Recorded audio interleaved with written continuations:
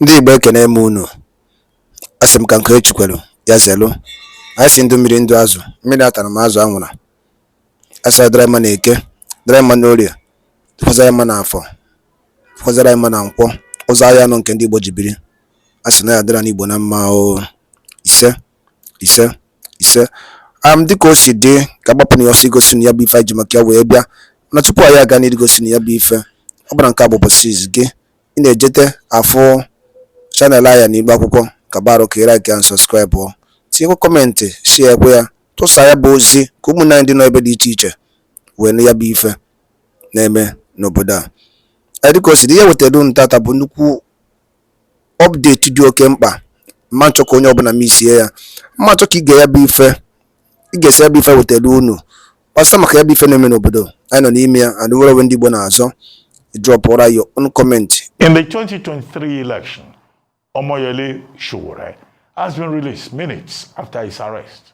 It was earlier reported that Sowore was arrested on Sunday morning at Murtala Mohammed International Airport in Ikeja, Lagos State. In his X-platform post, Sowore wrote, and I quote, "I just arrived in Nigeria from the USA at MMIA in Lagos. Upon reaching Nigerian immigration, my passport was seized, and they told me they had orders to detain me. This is not unexpected because I've always known that it is part of the broader clampdown. In case this becomes another prolonged and protracted detention, I urge all citizens to ensure they all stop tyranny by all means acceptable and necessary by engaging in the planned series of direct actions slated for October 1 and beyond." End of quote. I'm now being joined here in the studio by the man himself to tell us what happened this morning on his arrival at the Lagos airport. Good to have you on This Day Live, Omoyele Sowore. Thank you for bringing me. Okay, they arrested you this morning at the Murtala Mohammed airport.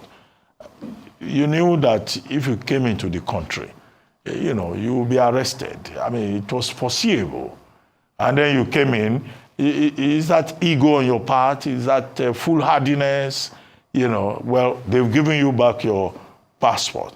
But why did you have to dare the Nigerian state?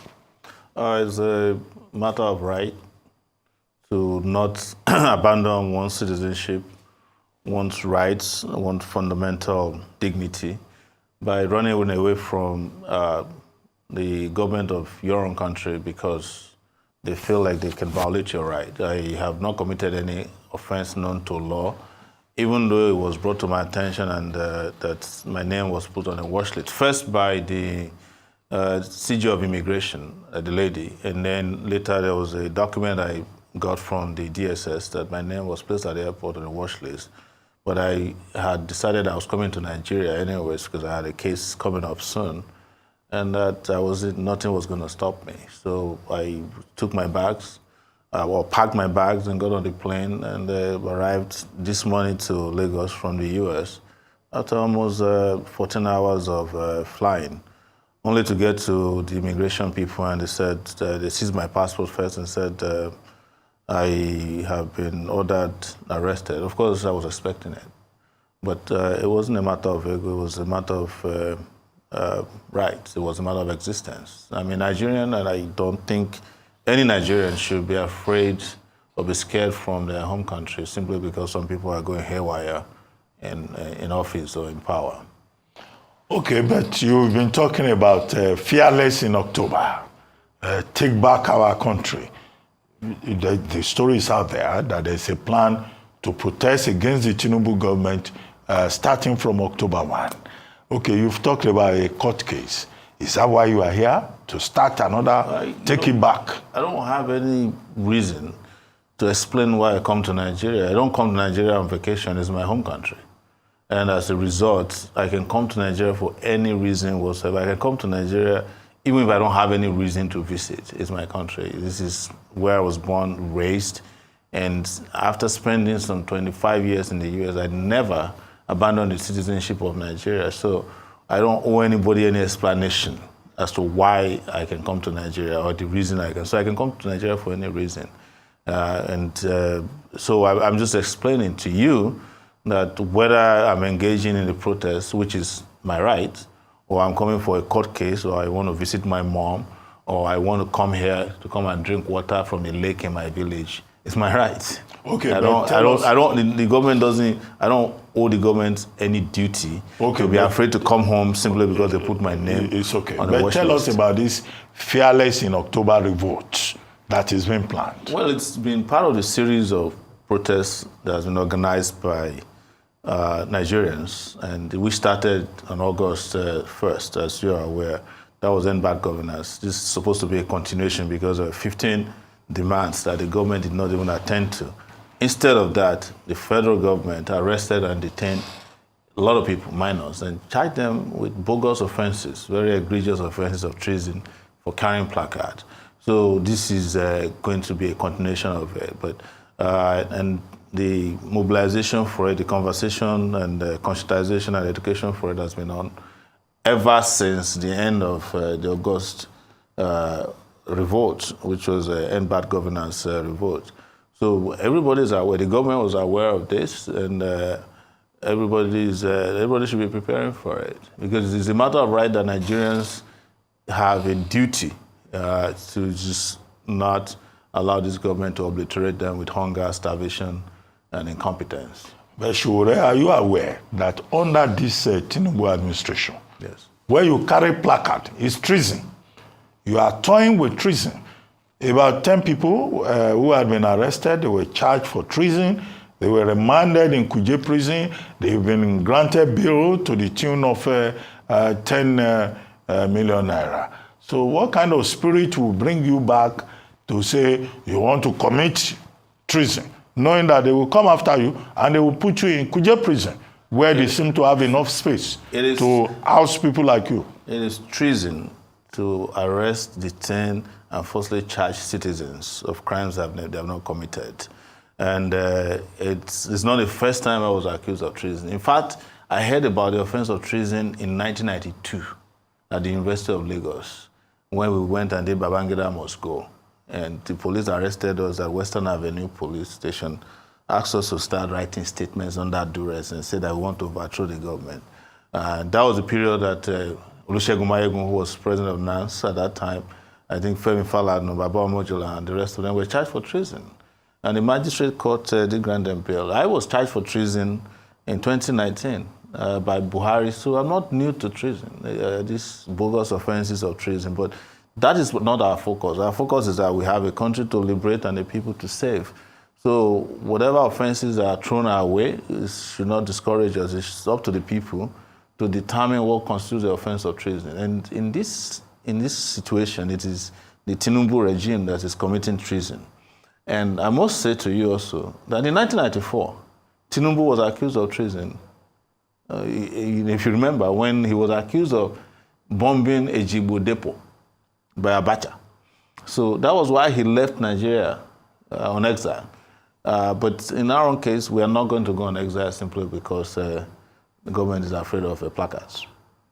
Well, you were presidential candidate in 2023 on the platform of the African Action Congress. President Tinubu has now said, look, there's a government to run. Politics is over.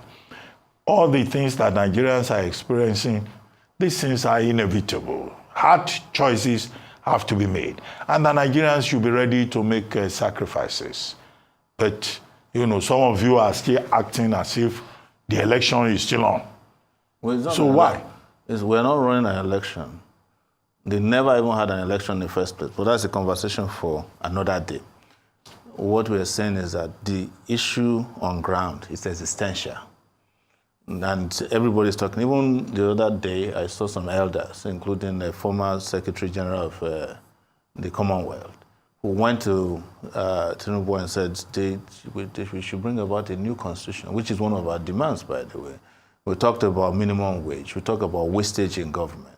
So you're asking people to tighten their belts, you know, that they should just tarry a little.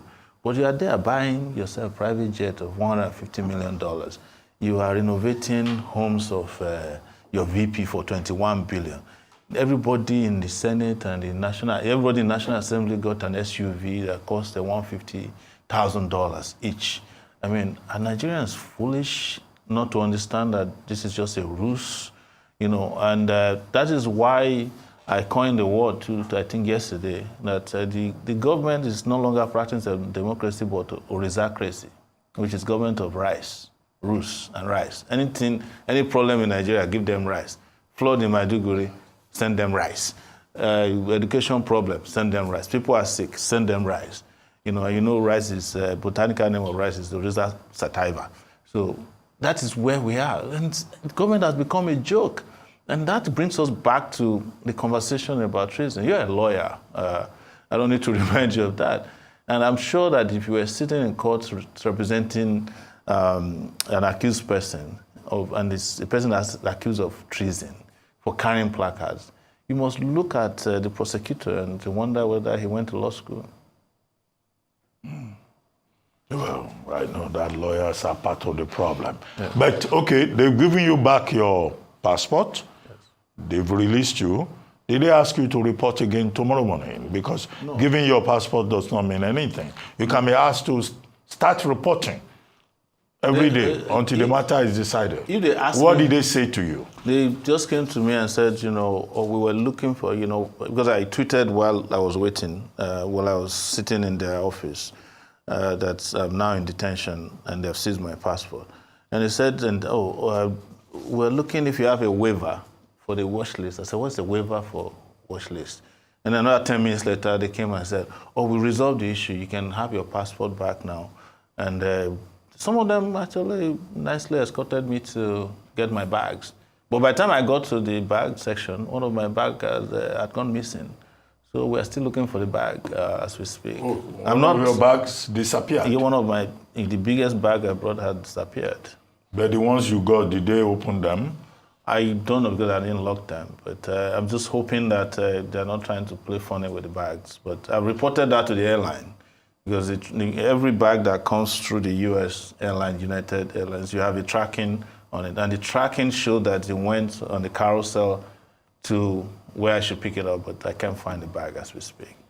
Well, I'm just hoping that nobody will go and plant anything funny inside my bag. Okay, but for now, you are free. Yeah. They're giving you your passport, and, you have no fear that when you step out of the studio, they will rearrest you. Even if they do, I'm not a stranger to them, and we'll resolve that when we get there.